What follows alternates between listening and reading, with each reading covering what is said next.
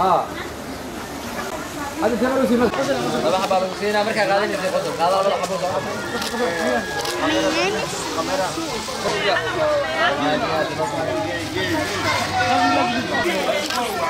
ما يكون لا كان سوقنا ما سامع 24 اوكي بسم الله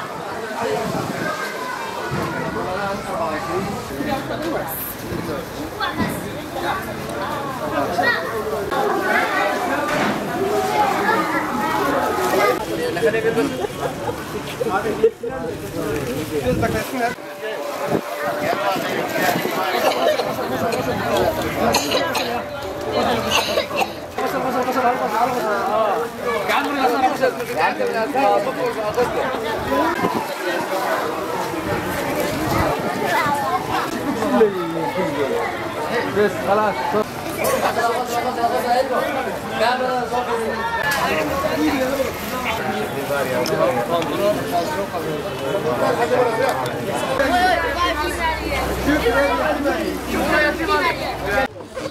Avrupa Yetim Evi olarak şu anda Afrika'nın Somali ülkesindeyiz.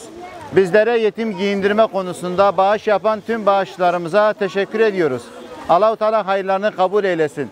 Gördüğünüz gibi onları giyindirdik, onları mutlu ettik. Allah da sizleri mutlu etsin inşallah. Gerçekten Afrika, Somali'de büyük bir mağduriyet var.